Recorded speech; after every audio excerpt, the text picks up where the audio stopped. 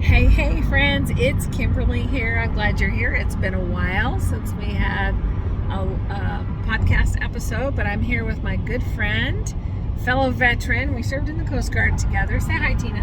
Hi. So we're here in beautiful sunny Florida, and we've had such a great time. Now, we've been friends for many years. We have gone from almost 40 years, and then we decided that made us sound too old. So I think we just met. It's great to meet you. Yeah. So, but it's interesting. We've had such a great time reconnecting, and of course, I love the ocean. Just have a time to be in the ocean and just spend time with a girlfriend, sharing memories. It's really been delicious, and I think it's interesting. And we kind of were talking about this yesterday, but I think today when we talk about relationships are super important, and especially coming out of COVID, what we find is, and I don't know if you've seen this, Tina, but I know as I'm talking with folks all over the country, we find, this is such a pretty view, I find that more and more people are having social anxieties, right? And I think all of us, regardless of if you're in, so I'm going to pause here. This is a lot like the Long Bridge over Sandpoint. This is beautiful. We're taking on that one. Wow, so awesome. You guys are in for a great podcast. It's on YouTube, so make sure you go on YouTube so you can see this beautiful ocean vista, which is beautiful. But anyway, coming out of a pandemic kind of experience that we've all been through, I find as I'm talking to people all over the country that there's a real upsurge in social anxiety. And yet this is coming at a time when many of us are feeling really lonely and disconnected. Don't you think, Tina? Absolutely. And we're hungry for relationships, but relationships take time. It was interesting. Tina and I were talking about how it's odd if you go to dinner and you're with a group of people that you're wanting to have a relationship with and build, have some communication with. It was funny.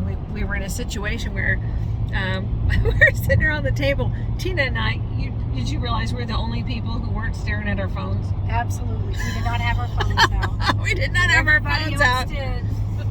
But everybody else, they were looking like this. I don't know how you have a conversation and build a relationship without some eye contact.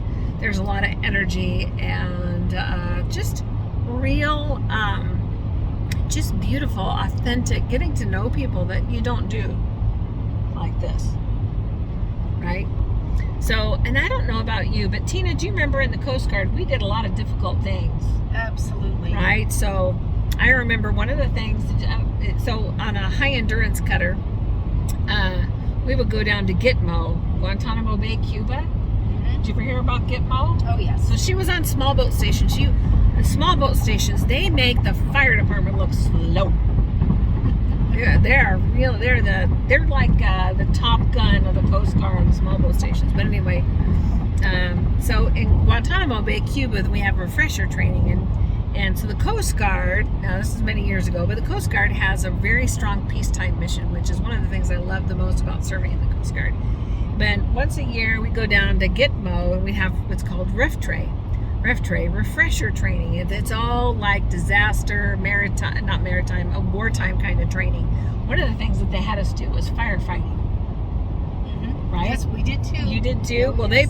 They have a mock-up of a big ship that's on fire, and you have to suit up and go into the ship and fire hoses. You remember holding on to the fire hoses? That's like holding on to holy case. There a lot of force. Ours came out of a 44-footer, and you'd hook it all up and hold it, and the water would be sucked from the ocean, and we'd be spraying the boat, and you'd have to hold it very tightly to do.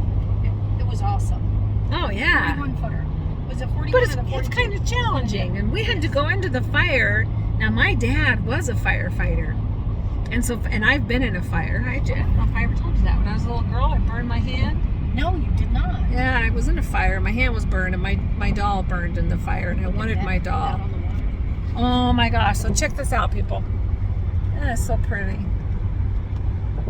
see more going up over. Well, when everybody's pulled over on their, they're fishing. They're fishing. Yes. Oh my gosh, it is so pretty. I You miss know the what this ocean. bridge is right here? What's this bridge? This was the first bridge that went Oh. over, and that's when the Coast Guard had to be called out to rescue people that a ship hit the side of this bridge, that bridge, Oh. and the whole piece fell out in the middle, and people were going into the water in their cars, and they Really? were trying to save them. Yes, we were trained on that whenever we were in radioman school. You don't remember Oh, that? is that the one with Yes, the Mayday? this is it right here. Oh, I do remember that. Yes. Do you remember that? They played that kind of clip in The Guardian. Do you remember when that came on? That scene in The Guardian where they had the Mayday. Oh, man. Yeah. We can share some Mayday calls. The worst one I had was Boston Harbor.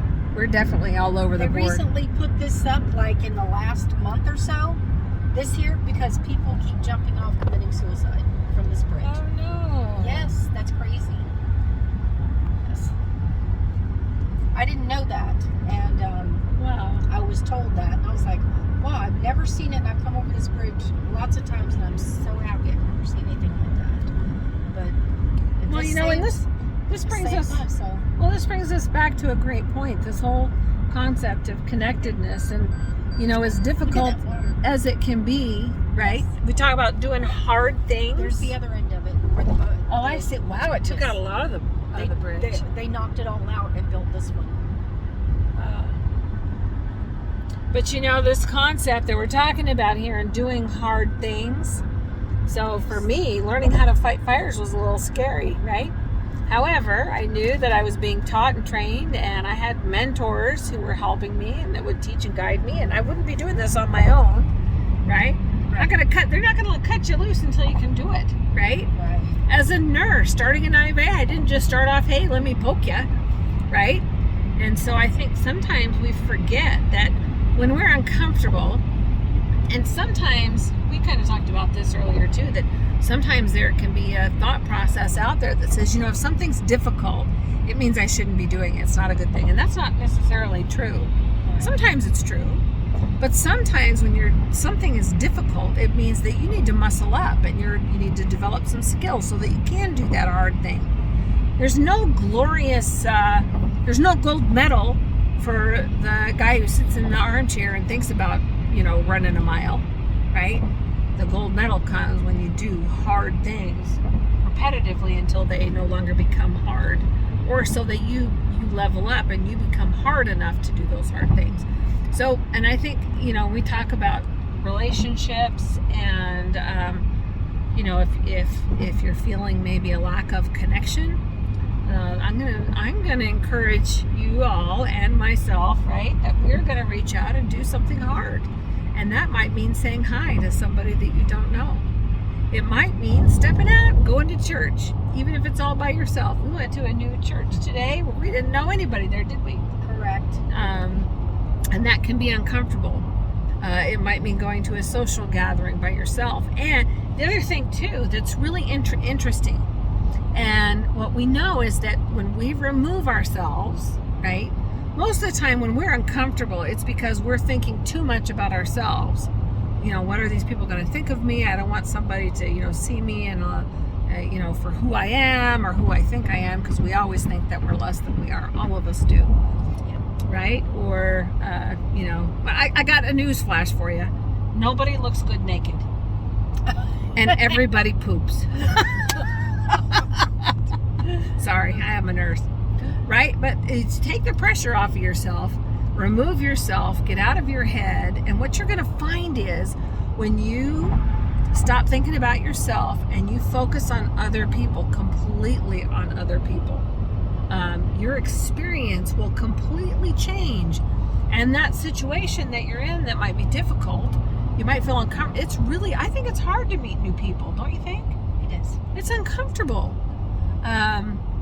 And you're vulnerable, right? But the more that you do that, the easier it will be. And think of it this way, with understanding that there are so many people right now who do feel disconnected, who do feel alone, right? Like you mentioned, people that jumping off the bridge. That doesn't happen all at once.